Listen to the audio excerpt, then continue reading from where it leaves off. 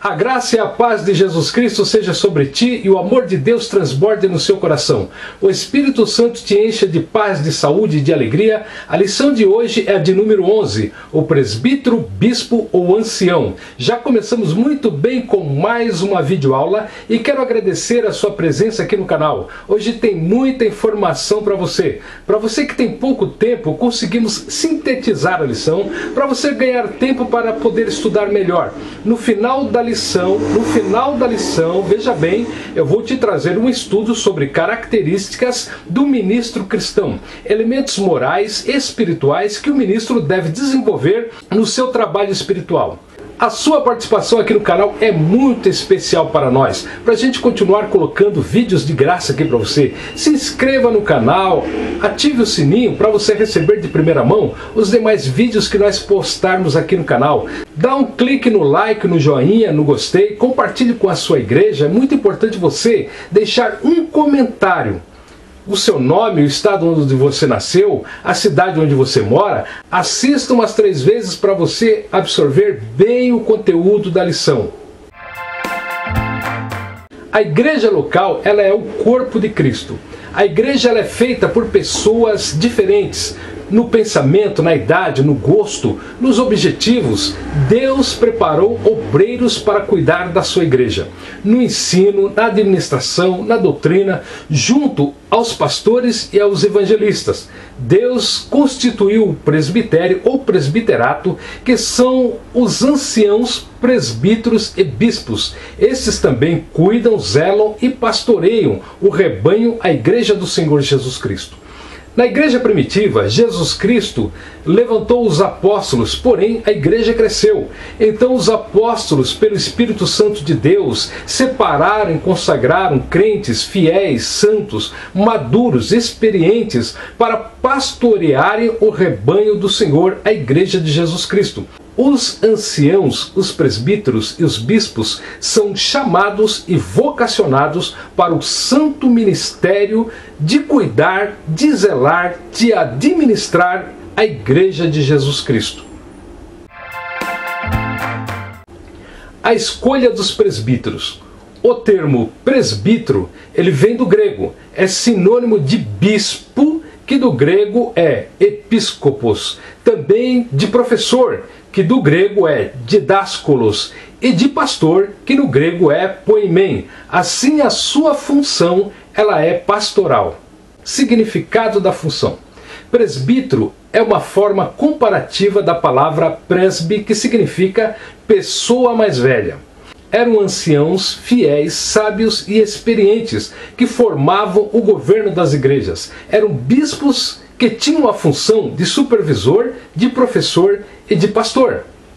A liderança local.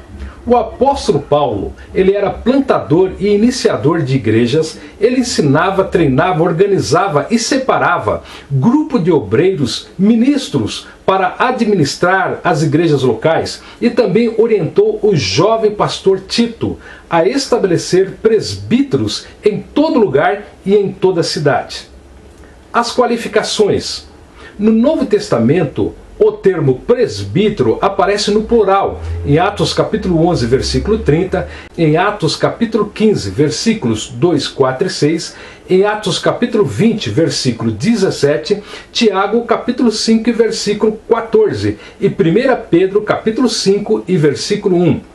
Vemos presbíteros, bispos, anciãos.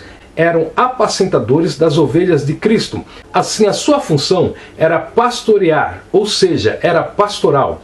O apóstolo Paulo qualifica e descreve as características do bom presbítero em Tito capítulo 1, do versículo 6 ao 9, e do bom bispo em 1 Timóteo capítulo 3, do versículo 1 ao 7, que serão consagrados, separados para servir a igreja de Cristo.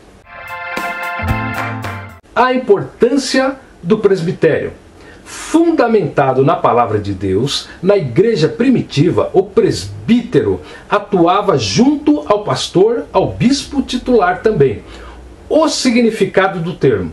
De acordo com 1 Timóteo capítulo 4, versículo 14, o jovem pastor Timóteo foi apresentado por Paulo ao presbitério, que do grego é presbiterion. ou seja, um conselho formado por anciãos que administravam a igreja de Cristo.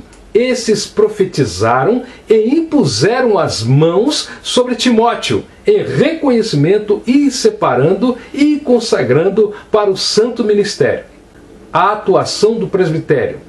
No Concílio de Jerusalém, os anciãos foram chamados a resolver a questão da circuncisão dos gentios. Você pode ler lá em Atos capítulo 15. Depois foram enviados às igrejas para apresentar os decretos estabelecidos pelos anciãos e pelos apóstolos. A valorização do presbitério. São chamados a governar as igrejas. São vocacionados ao ministério do ensino. Toda igreja deve ter uma equipe de presbíteros para o desenvolvimento das igrejas e bom ordenamento do corpo de Cristo, de acordo com o modelo que nós vemos na Bíblia. Os deveres do presbítero. O presbítero é uma pessoa idônea, exemplar para a igreja que pastoreia. Apacentar a igreja. De acordo com 1 Pedro capítulo 5, versículo 2, o presbítero, ele alimenta a igreja de Cristo com o ensino da palavra de Deus. Pastoreia a igreja de Cristo sem dominar pela força ou pela violência. O seu trabalho pastoral é voluntário, sem desejo exacerbado por dinheiro, servindo como exemplo aos fiéis na formação espiritual, moral, social e familiar da igreja. Liderar a igreja local. Governando com amor e justiça, ensinando com amor e sabedoria e aptidão, governar bem a sua própria casa, pronto e diligente para servir, deve ser experiente e respeitável, comprometido com a palavra de Deus, submisso ao corpo ministerial, submisso ao Pai, ao Filho e ao Espírito Santo, e ele deve ser também um guia para a igreja de Cristo. Quanto a ungir os enfermos, segundo Tiago, capítulo 5, versículo 14, quando o presbítero é chamado para ungir alguém, é revelado a sua proximidade com os crentes, é transferido o seu cuidado com o enfermo, é reconhecido o seu chamado por Deus, é mostrada a sua prontidão em servir. Ali ele tranquiliza, ele acalma, ele encoraja, ele aumenta a fé do necessitado, pela oração, pela visitação, pela unção e pela palavra pastoral. É nesse momento que ele socorre os aflitos e é um ofício importante para a igreja e também ele é bíblico. Agora sobre o que nós havíamos prometido no começo da videoaula, sobre as características espirituais, morais e éticas do ministro do Senhor. Na lição 8, estudamos o ministério de evangelista. Na lição 9, o ministério de pastor. E nesta lição 11, nós estamos estudando o de presbítero, bispo ou ancião. Tudo que ensinaremos a seguir vale para todos os ministérios pastorais. Em algumas denominações, o cargo principal é o de pastor. Em outras denominações, o principal é o de bispo. Em algumas igrejas, a função principal é a de ancião. E para outras igrejas, é o presbítero. E ultimamente, há igrejas que aderiram ao cargo e à função de apóstolo ou profeta. A função destas nomenclaturas é a mesma, é apacentar as ovelhas do sumo pastor, que é o Senhor Jesus Cristo. Ou seja, pastorear a igreja de Cristo. Portanto, o que diremos a seguir é para todos que atuam no ministério pastoral, seja ele bispo, ancião, presbítero, profeta, apóstolo ou pastor. Dá um clique no like, no joinha, no gostei, compartilhe com a sua igreja. É muito importante você deixar um comentário.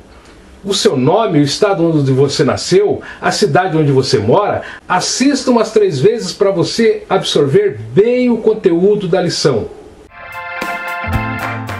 Características essenciais para o ministro de Cristo. Primeiro, o ministro de Cristo ele precisa ter coragem para levar a palavra de Deus a qualquer pessoa e em qualquer lugar. Em segundo lugar, o ministro de Cristo ele precisa de diligência. ele não pode ter preguiça de orar, ele não pode ter preguiça de ler a Bíblia, ele não pode ter preguiça de trabalhar na obra do Senhor. Em terceiro lugar, o ministro de Cristo precisa cuidar da sua cultura. Ele não pode parar de estudar nas escolas, ou também ele precisa ser um autodidata. Ele precisa estar aprendendo sempre. Em quarto lugar, vem o amor. Ele deve amar o Pai, ele deve amar o Filho, ele deve amar o Espírito Santo, ele deve amar a Palavra de Deus e ele precisa amar a Igreja de Jesus Cristo. Em quinto lugar, vem a humildade.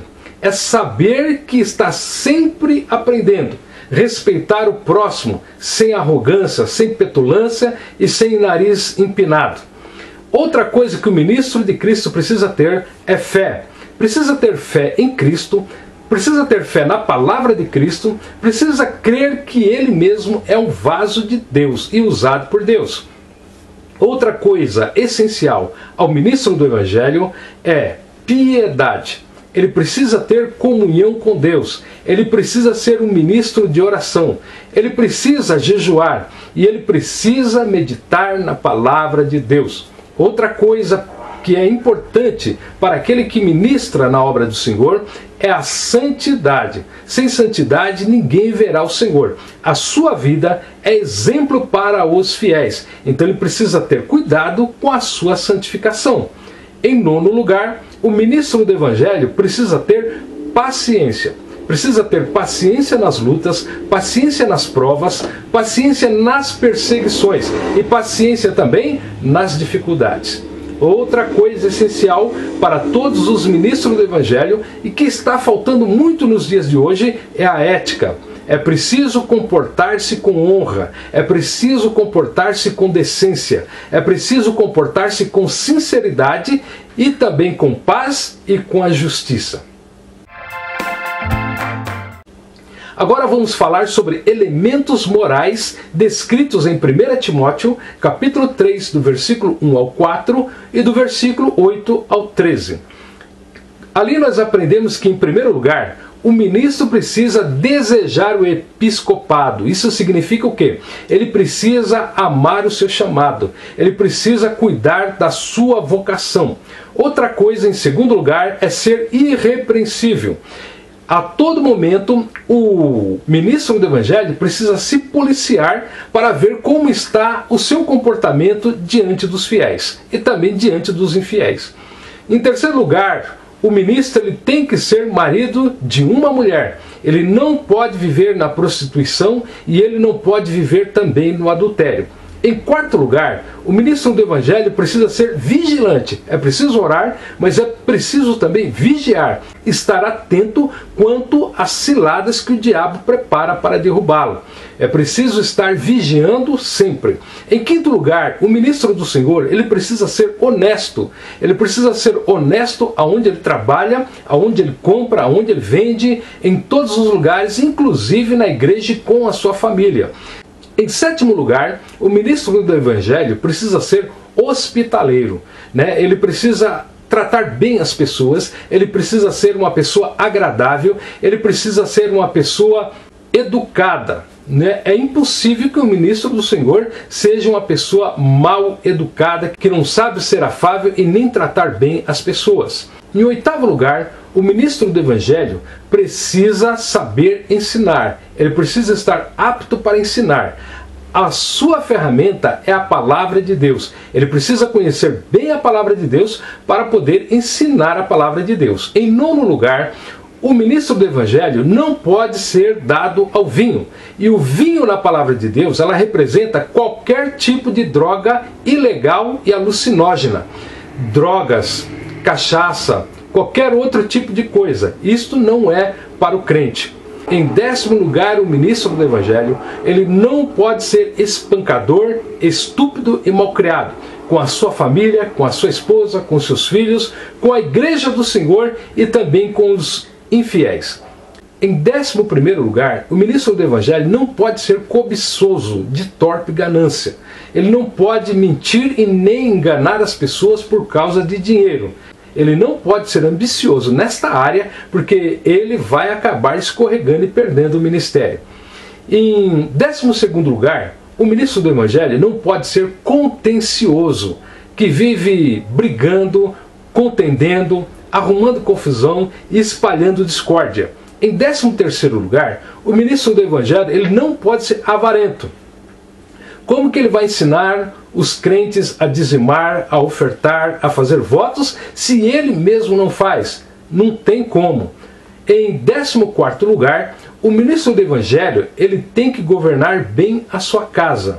Não somente no sentido da esposa e os filhos o respeitar, mas também no sentido de não deixar faltar os bens materiais, o alimento e não pagar as contas. Então ele tem que saber governar a sua própria casa. Em 15º lugar, o ministro do Evangelho não pode ser de língua dobre.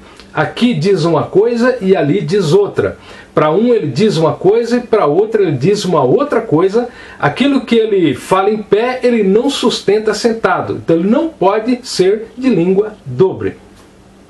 Em 16º lugar, o ministro do Evangelho deve guardar o seu ministério. Ele deve estar atento para que não fique manchas no seu ministério. Em 17º lugar, o ministro do Evangelho ele tem que ter uma consciência pura. Ele tem que estar orando, jejuando, se consagrando, se santificando, pedindo perdão constantemente ao Senhor para que o inimigo não manche a sua consciência. Em 18º lugar, o ministro do Senhor ele precisa ser provado e aprovado. Ele é provado e aprovado por Deus, ele é provado e aprovado pelo ministério também, para que ele tenha um ministério abençoado e firmado na palavra de Deus e que dê muitos frutos para a glória do Senhor. Em 19º lugar, o ministro do Evangelho precisa ter visão espiritual. Ele precisa enxergar com os olhos de Deus. Ele precisa ter a mente de Cristo para ele entender os mistérios de Deus e aonde que Deus quer que ele faça a sua obra. Em 20º lugar, o ministro do Evangelho ele precisa ter firmeza espiritual. Ele não pode ser um ministro vacilante. Ele não pode ser um ministro que uma hora está firme e outra hora está fraco. Ele tem que ser firme na presença do Senhor, porque a igreja o está vendo e ele é exemplo para a igreja de Cristo. Em 21º lugar, aquele que é ministro do Senhor, ele não pode se intrometer em negócios dos outros, porque é como se ele pegasse um cachorro pelas orelhas. Então ele tem que ser discreto, não ficar se intrometendo na vida dos outros, nos problemas dos outros o tempo inteiro. Em 22º lugar, o ministro do Evangelho ele não pode ser língua comprida e nem fofoqueiro. Uma pessoa leve traz, ele precisa ter cuidado com essas coisas. Em 23º lugar, o ministro do Senhor ele não pode ir a qualquer lugar, ele não pode ir a um local inadequado, ele não pode ir num lugar pecaminoso. Em 24º lugar, o ministro do Evangelho não deve ser ruim para evangelizar, não pode ser preguiçoso para evangelizar, ele tem que estar disposto a levar o Evangelho. No 25º lugar, o ministro do Evangelho ele precisa ser ofertante dizimista. Para ele poder ensinar as pessoas a serem ofertantes, dizimistas e fazerem votos, ele tem que ser o primeiro a fazer. No 27º lugar, o ministro do Evangelho não pode ser traidor, o famoso traíra, aquele que a todo momento vira as costas para o seu pastor, vira as costas para o ministério, vira as costas para a igreja do Senhor, é um traidor até mesmo da sua própria família. Então aquele que é traidor, ele não tem lugar no ministério. Em 28º lugar, o ministro do Senhor precisa ter fidelidade, ele precisa ser fiel. Fiel para com Deus, fiel para com Cristo, fiel para com o Espírito Santo, fiel para com a Bíblia Sagrada e fiel para com a Igreja de Cristo. A fidelidade é a marca maior do ministro do Senhor. Neste momento eu quero te convidar para nós fazermos uma oração.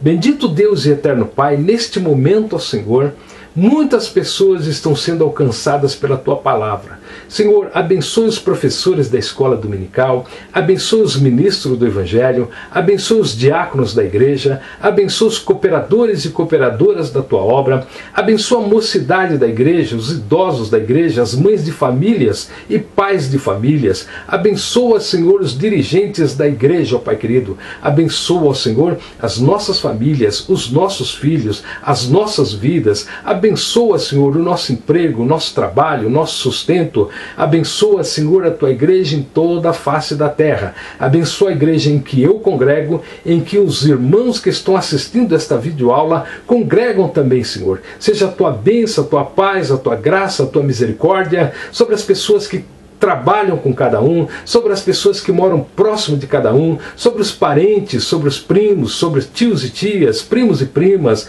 sobre os irmãos e as irmãs, sobre, Pai querido, os pais, as mães, os avós, ó Senhor. A tua graça, a tua paz, a tua misericórdia seja derramada sobre a vida de cada um, em nome de Jesus Cristo. Amém. Deus abençoe a sua casa. Deus abençoe a sua vida. Deus abençoe a sua família, hoje e sempre. E até lá, se Deus assim permitir.